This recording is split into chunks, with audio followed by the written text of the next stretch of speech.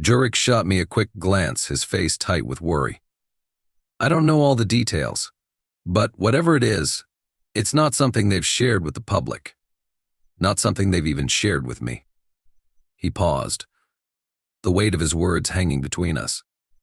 I think they're scared, and that's why they called you in. The thought of me being involved with the Veltrian Council in any serious way hadn't crossed my mind until recently. I had always been a mercenary, a problem solver, the kind of person you call when there's a mess too big for the local authorities to handle. But I had never expected to be involved with the inner workings of the council. It made me uncomfortable, especially since I could tell Jurek didn't fully trust them. We finally reached the council building, a sleek, towering structure that rose above the city like a monument to Veltrian ideals of order and unity. Inside, the corridors were spotless, their walls lined with intricate murals depicting the planet's history, the discovery of peaceful technologies, the unification of various species, and the preservation of the natural world. I couldn't help but feel the irony of it all.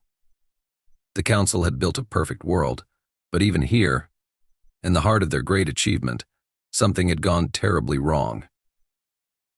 The door to the council chambers slid open silently, and Jurek ushered me inside.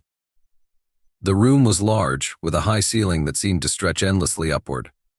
The walls were made of smooth glass, looking out onto the beautiful landscape of Veltria's southern plains. The sunlight filtered through in soft, golden beams, casting everything in a serene glow. But the people inside the room were far from serene. There were 6 of them, each one dressed in ceremonial robes that reflected their status. The head of the council, an elder named Alara, stood at the center, her face a mask of calm, but her eyes were narrow with suspicion. Beside her, 2 others, her closest advisors, shifted uncomfortably, while the rest of the room's occupants tried to maintain an air of professionalism, but it was clear none of them were at ease.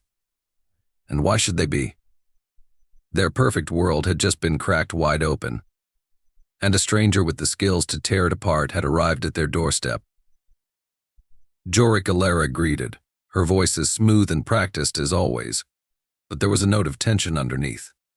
You've brought him.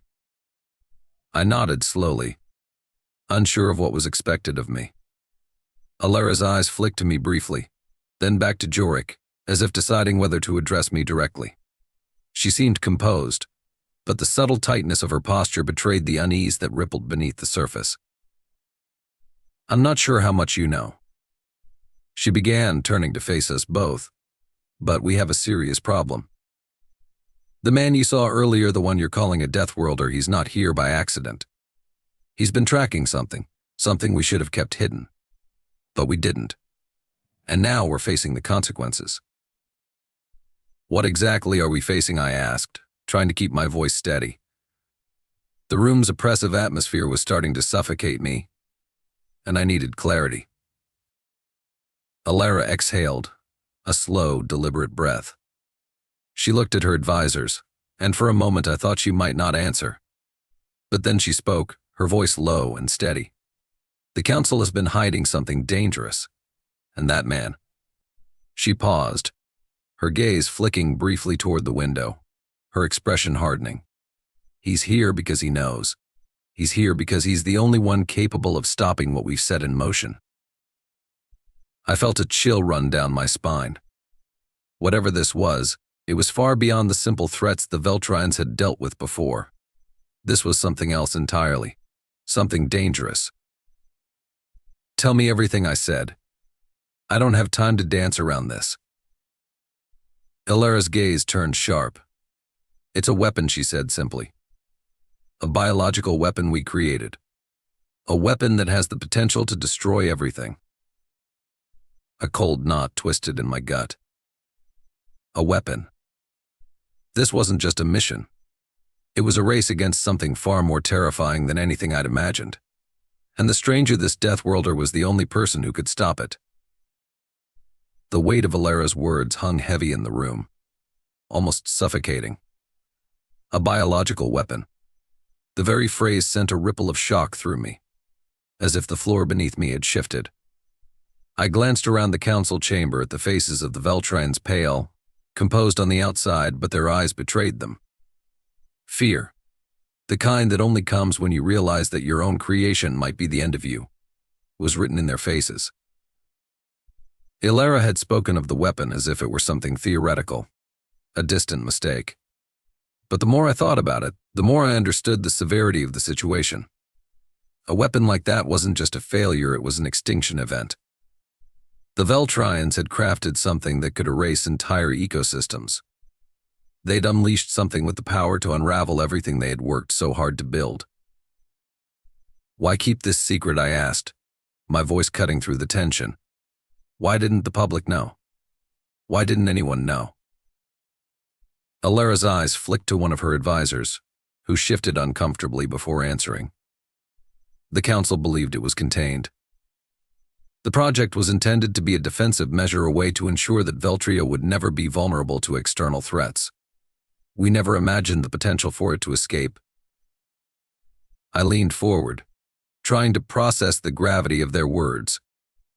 A weapon designed to defend an entire world, but instead, it had become the very thing that threatened to undo everything. It made no sense. There had to be more to it than they were letting on. The weapon, I said, narrowing my eyes.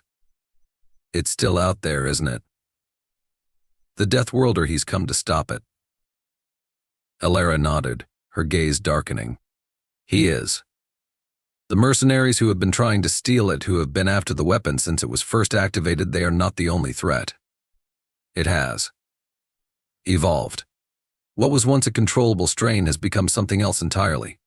It spreads too quickly, mutates too rapidly. It's unpredictable now. I swallowed hard. The implications of what she was saying were more terrifying than I had imagined.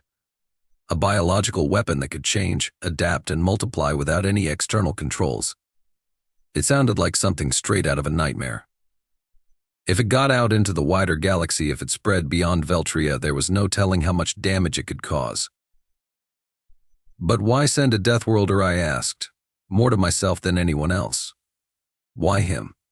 What does he have that no one else does? Jorik stepped forward, his eyes searching mine. Because he's the only one capable of handling this sort of threat.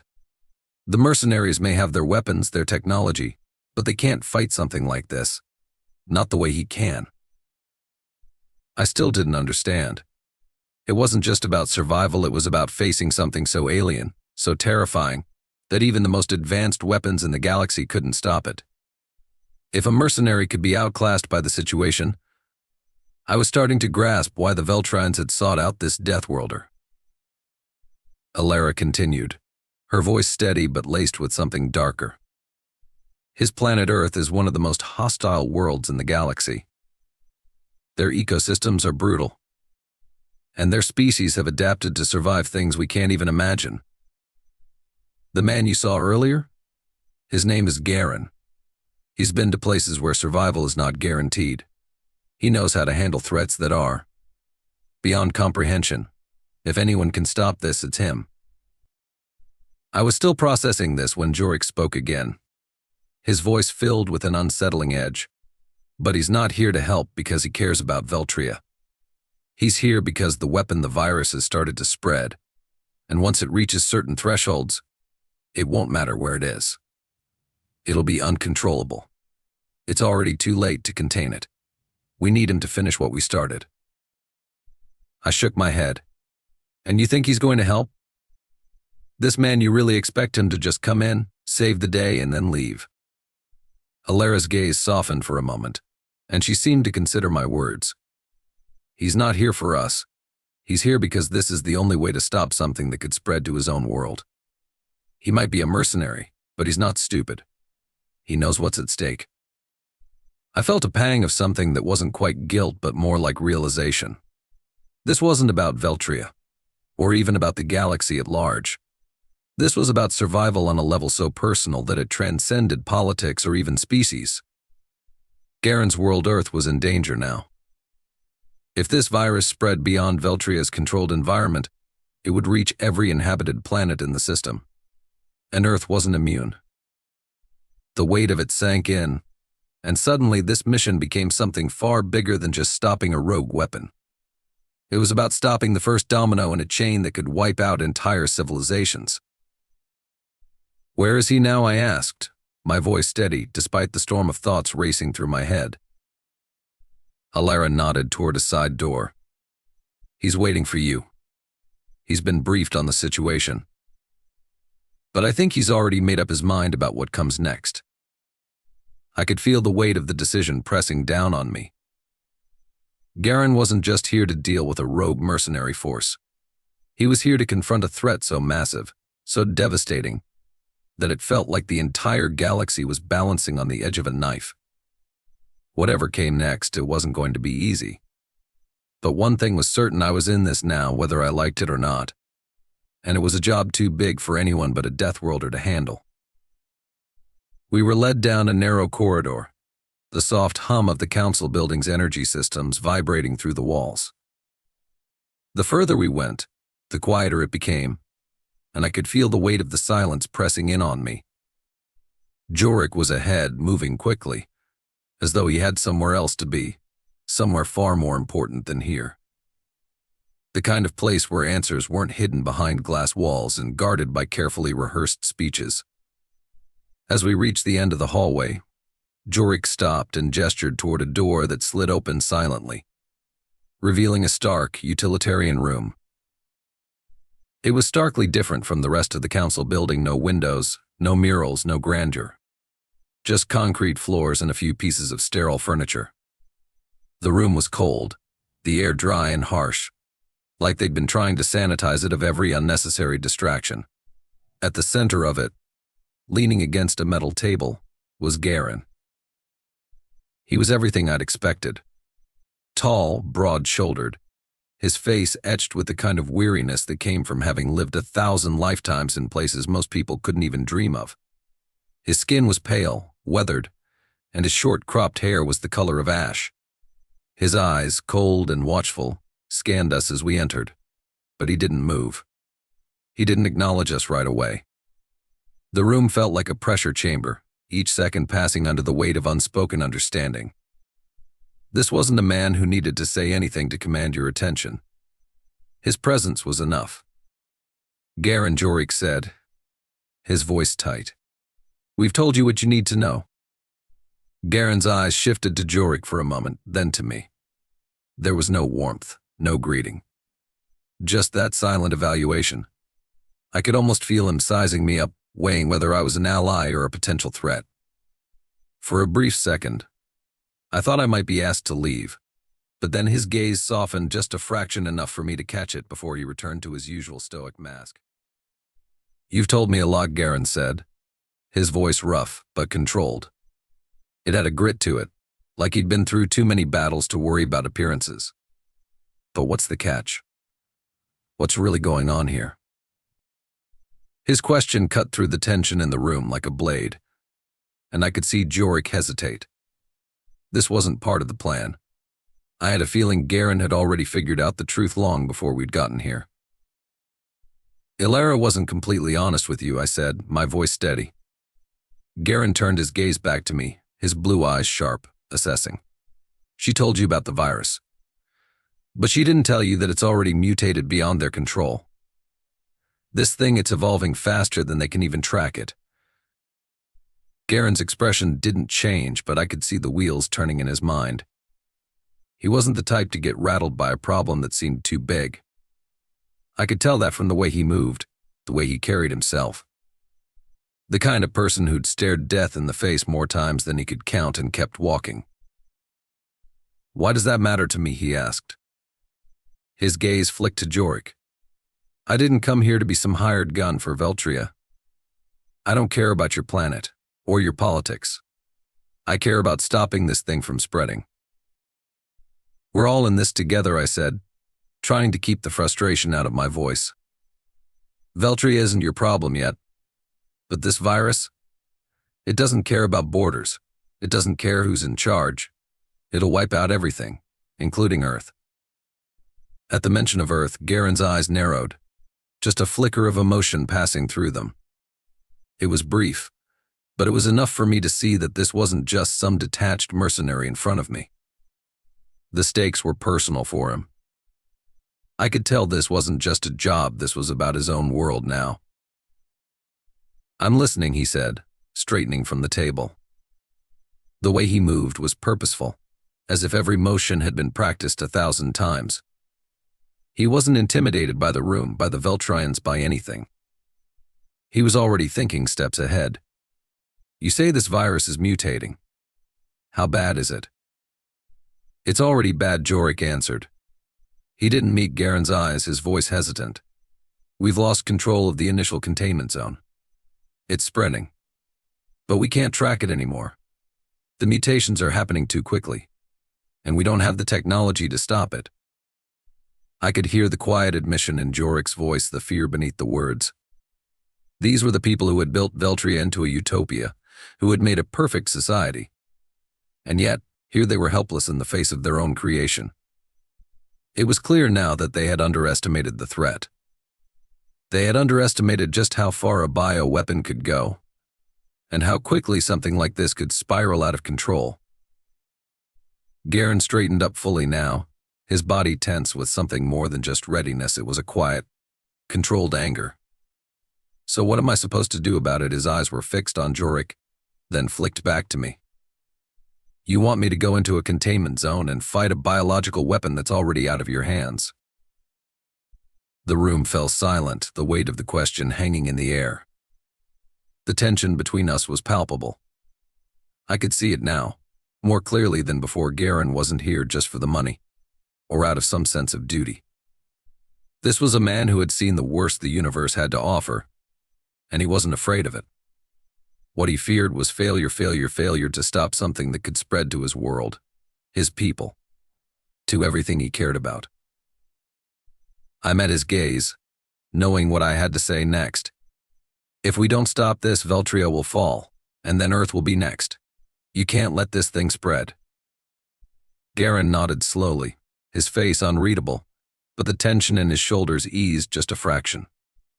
"All right," he said quietly. "Then let's get to work." The next few hours blurred together in a whirlwind of preparations. Veltria's technology was impressive, faster than anything I had seen on most planets. And yet, the weight of what we were about to do was unmistakable. We were gearing up for something that felt too large for us to handle. In the sterile, high-tech lab beneath the council building, I found myself standing among a group of scientists and military officers, all working with an urgency that I hadn't seen before. But even they were nervous. There was something about the situation that didn't sit right with me. Garen had disappeared into a side room the moment we'd arrived, and though I had no doubt he was preparing himself for what lay ahead, I couldn't shake the feeling that we were about to make a terrible mistake. No one had told me exactly how bad the situation had gotten. The virus had already evolved into something far beyond the original containment zone. It was no longer a single strain that could be isolated. It was spreading in ways that even the most sophisticated biosensors couldn't track. But if there was one thing I knew, it was that Garen wasn't going to wait for someone to hand him a perfect solution. He was a survivor, not a planner. I watched as the scientists gathered around a holographic display, showing the virus's latest mutation patterns. There were patches of activity all over the map, areas where the virus had spread without any clear rhyme or reason.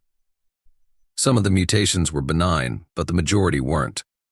There were reports of accelerated decomposition in vegetation and animals exhibiting signs of aggression, all of them linked to the same mutated strain.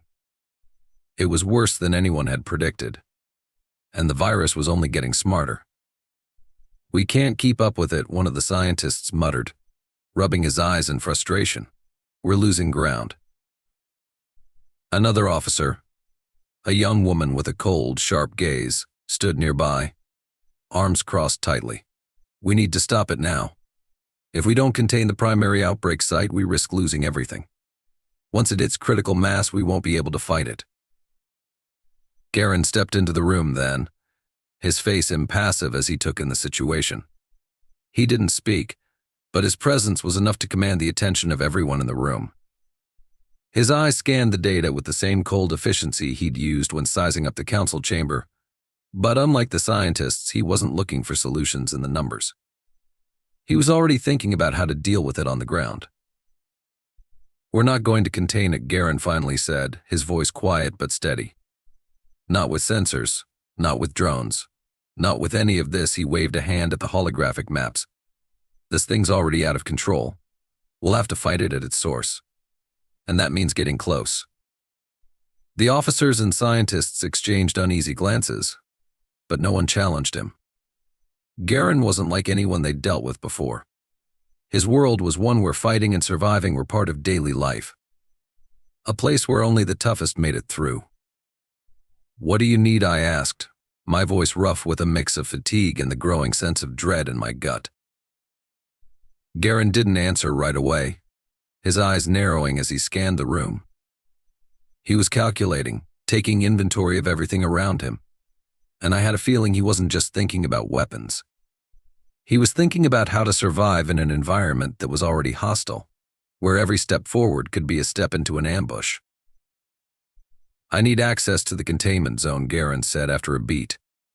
"And I need everything you have on the virus's physical manifestations.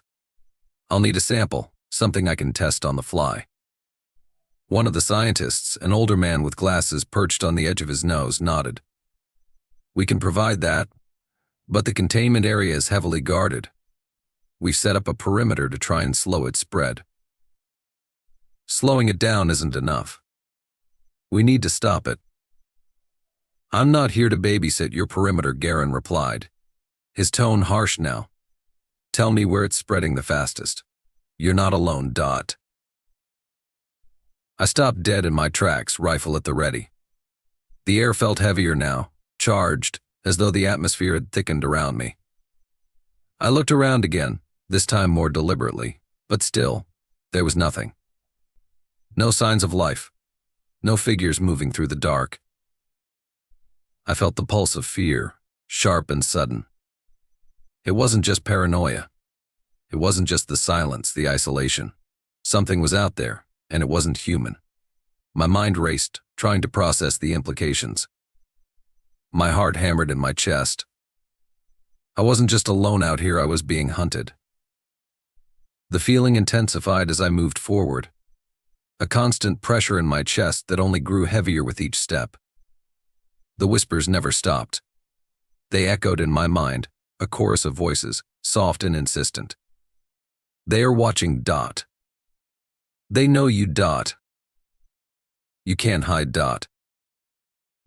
I shook my head, trying to drown out the sounds, but the sensation of being watched didn't fade. It grew, spreading like a cold fog, wrapping itself around my thoughts. Every time I turned, I thought I saw something, just the flicker of a shadow, the distortion of movement out of the corner of my eye. But nothing ever showed itself. As I neared a rocky outcrop, I spotted something in the distance, a structure, half hidden in the craggy hills, its outline barely visible against the darkening sky. My heart skipped a beat. There was no record of a settlement here, no mention of any abandoned outposts. But the signal. Had it come from there? I tried to steady my breathing as I moved closer, taking cover behind rocks and broken structures. The whispers had stopped, but now there was a low hum, almost imperceptible, vibrating through the air. It was something mechanical, something alive, but not human. I reached the edge of the outcrop, the structure finally coming into full view. It wasn't a building. It was a ship, buried deep in the rock, its hull scarred by age and fire. The remnants of its thrusters were still visible, though damaged. Another wreck. A small, unmarked vessel. The humming was louder now, almost vibrating the ground beneath me.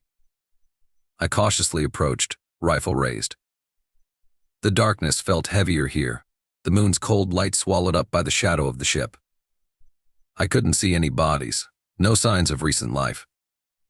But the humming, the strange pull of energy, told me everything I needed to know. I wasn't alone. Not by a long shot.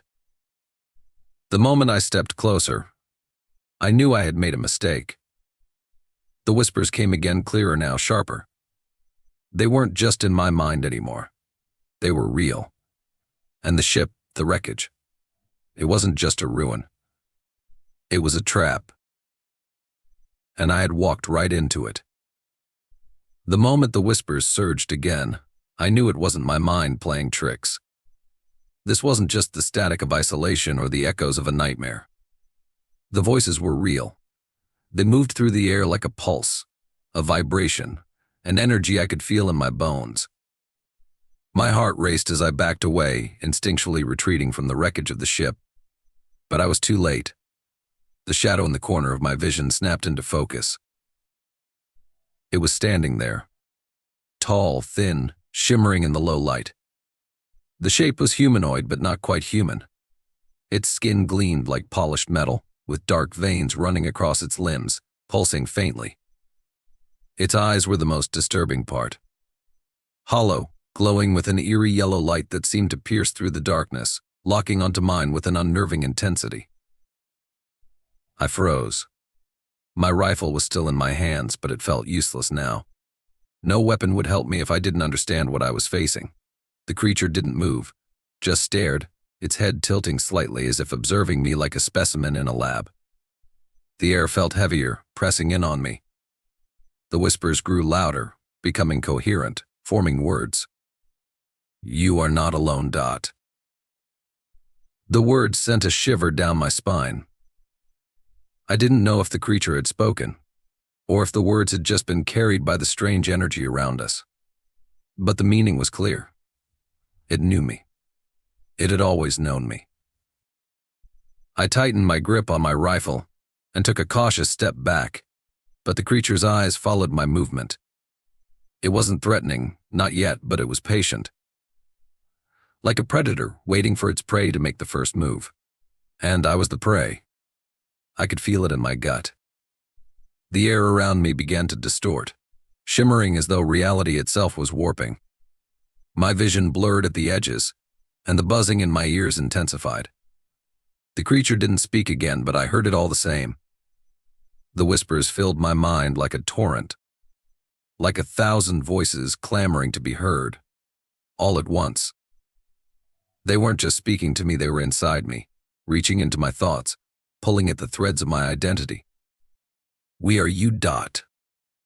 The words echoed in my skull, reverberating through the hollows of my consciousness.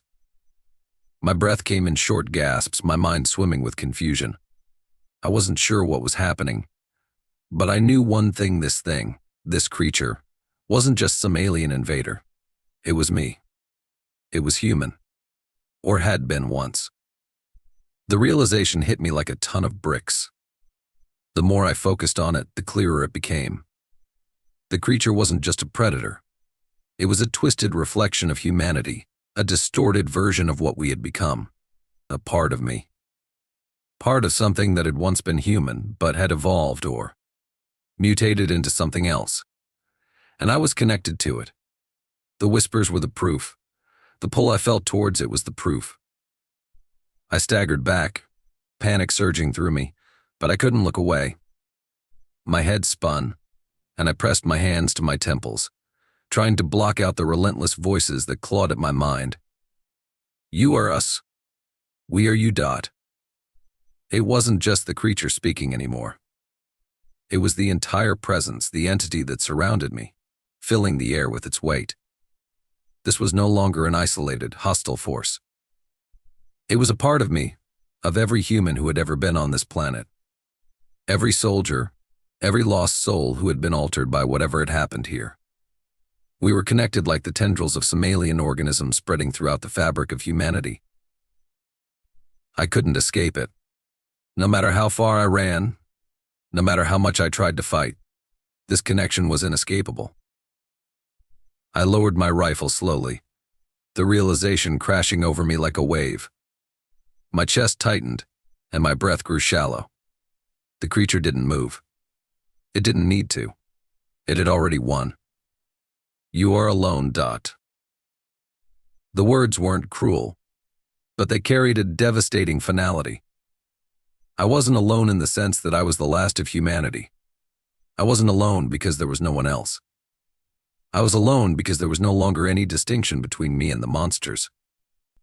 Between the things that had hunted us, the things that had twisted us, and us. I had always thought of myself as human. But now I understood. I wasn't just human anymore. The creature, the presence, it was me, in a form I could barely comprehend. I was part of it. I was part of everything. The enemy. The predator. The survivor.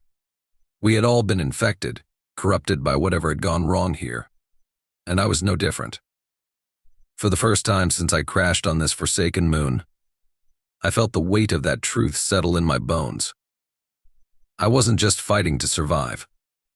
I was fighting to understand what I had become. And maybe, in the end, there would be no one left to fight.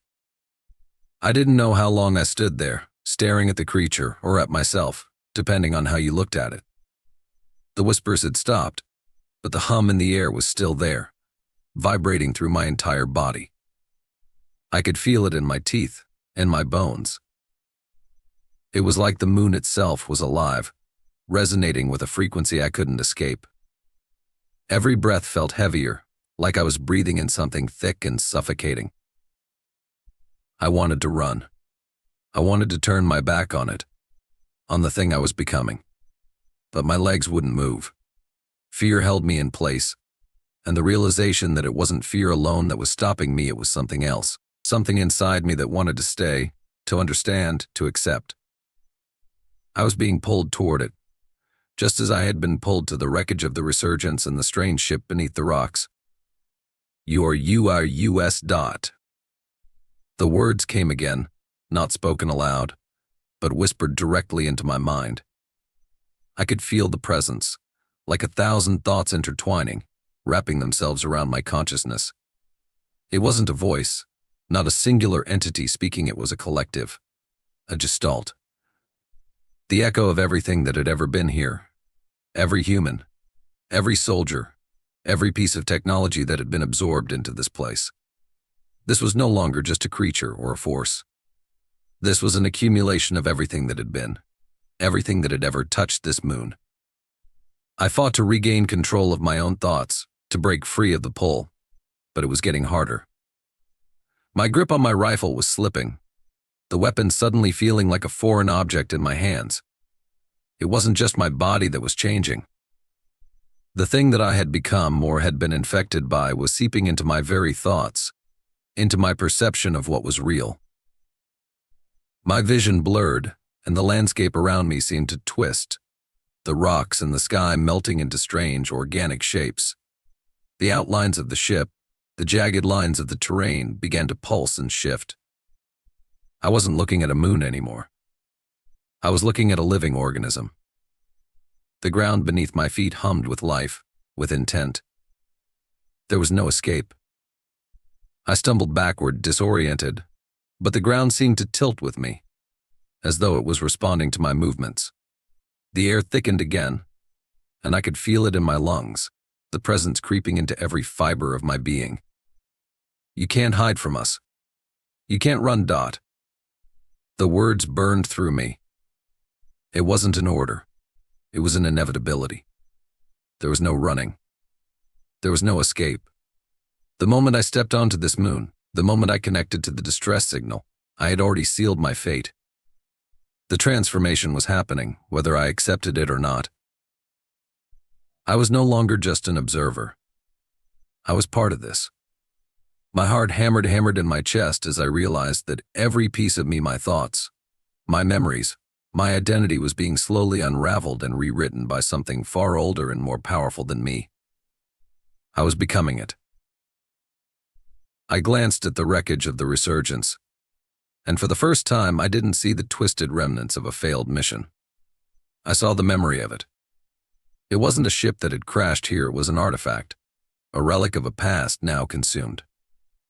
The ship, the people on it, they had all been part of the same cycle.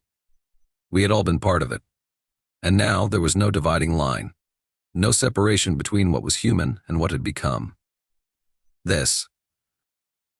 My pulse quickened, and I could feel my mind starting to fracture, like the thin veneer of what I used to be was cracking.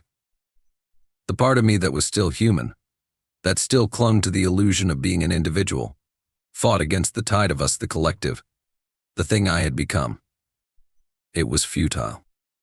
I could feel it, deep inside. The battle was already lost. Another scientist, younger and obviously more nervous, stepped forward and gestured to a part of the map where red spikes indicated rapid mutations. "This is the epicenter of the current outbreak," she said. "It's centered around a small research facility, about a day's journey north of here. That's where we first detected the shift in the virus's behavior." Garen nodded, his face hardening. "Good. That's where we'll go," he turned to me. "We'll need to move fast. The longer we wait, the worse it gets." I felt the weight of the task settle on my shoulders. This wasn't going to be easy. The research facility was on the edge of a dense forest, known for its hostile wildlife, nothing that was likely to make it easy for us to get in and out. I could already picture the terrain in my mind: thick trees, towering cliffs, and terrain so rugged that even the best trained soldiers would hesitate to enter. But Garen wasn't hesitating. He was already preparing, and I knew that if he said it was the only way, there was no other option. "We'll take the fastest route," I said, the words sounding hollow even to my own ears. "But we'll need backup. If this thing spreads that quickly, we'll need more than just us." "I'll handle it," Garen said, cutting me off. "You get the data, I'll handle the rest." I didn't argue. I couldn't. There was no time for arguments. I could already hear the hum of the air vehicles preparing for takeoff, and I knew that the window for stopping this thing was closing faster than we could calculate. With a grim nod, I turned toward the door. We had a job to do, and no matter what came next, there was no turning back. The virus was spreading, and the clock was ticking. It was time to move out. Garen was already halfway to the door before I could even catch my breath. He was ready. The rest of us? We were about to follow him into the unknown. The journey to the research facility took longer than I had anticipated, each hour dragging by as the air vehicle's engines hummed beneath us. Outside, the landscape blurred, smooth plains transitioning into rougher, more unforgiving terrain, the dense, overgrown forests of Veltria stretching out like an endless sea of green. Garen sat in the front, his eyes scanning the horizon, his face as impassive as ever. He'd been unusually quiet since we left the council building, and I couldn't tell whether that was a sign of focus or something else. Jurek, seated beside me in the cramped vehicle, kept glancing at Garen. He looked uneasy, and I understood why. This wasn't just about saving Veltria anymore. This was about saving everything, and even Jurek knew that the odds were slim. "So, this is it," I said, trying to break the silence. "We're really about to face something we have no control over." Jurek turned toward me, his face drawn tight. "I don't know what's out there anymore. The virus, it's evolving. But I've seen it before. It mutates quickly, and it adapts." He paused, glancing toward Garen. "But not like this. It's been almost impossible to track. Everything we've tried has failed." I could tell he was trying to make sense of it all. The same way I was. The virus had moved beyond a mere biological weapon. It was something more, something untamed. We weren't going to stop it with traditional methods. It had already outgrown containment. We weren't walking into a battle, we were stepping into the unknown. The further we went, the more oppressive the forest became. The air grew thicker, the trees closing in around us like a web. There was something unsettling about the way everything here felt alive, but not in a way that suggested balance. It felt predatory. I could almost hear the rustle of the trees, the low hum of creatures moving unseen, watching us. And I couldn't shake the feeling that the virus wasn't the only threat lurking in these woods. The air vehicle's thrusters slowed as we descended, the thick canopy of the forest parting just enough to reveal the research facility below. From the air, it looked like any other small compound, modular, prefabricated buildings designed for function over form. But there was something wrong about it, something that stood out in the unnatural stillness of the area. The facility seemed abandoned, no lights visible, no movement. I had a feeling that whatever had been happening inside, it wasn't pretty. Garen's voice broke through the silence, low and steady. We land here. We need to move fast. We don't know what's waiting for us. The vehicle touched down with a soft thud, and we disembarked quickly, weapons at the ready. The team of scientists had provided us with the necessary gear, including specialized biosuits that could filter out the worst contaminants, though I knew from the moment I put it on that it wouldn't be enough to keep us safe if things went sideways. We moved through the dense underbrush toward the facility, our footsteps muffled by the thick moss and layers of fallen leaves. There was no wind, no sound, just the oppressive weight of silence that felt like it was pressing in on us from all sides. As we neared the perimeter, the faint scent of something rotten hit the air. The hairs on the back of my neck stood on end. Garen signaled for us to halt.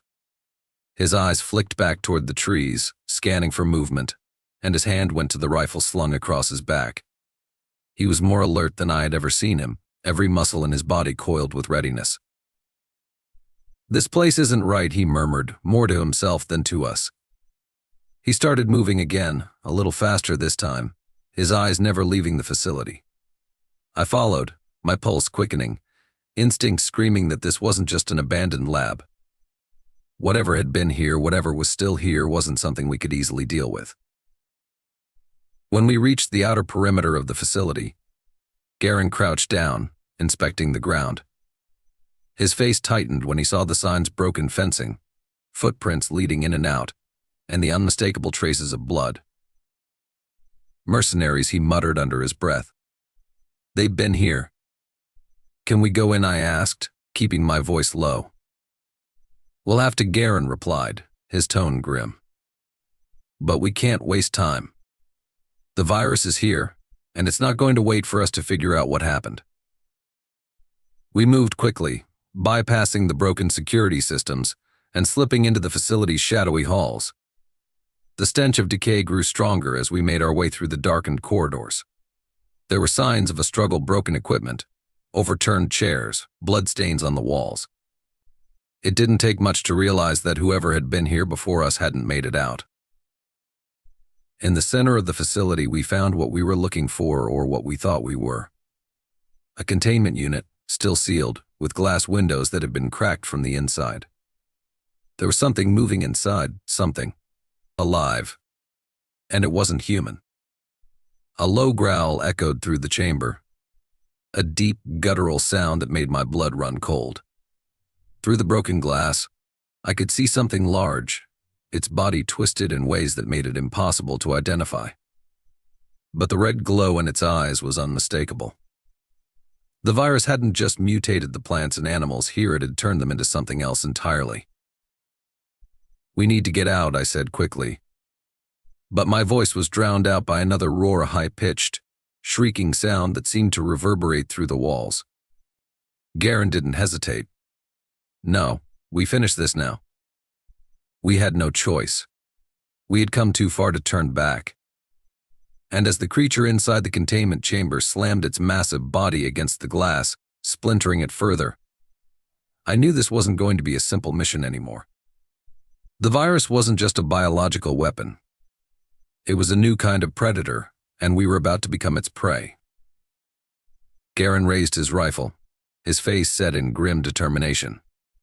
"Get ready," he said. "This is where it ends."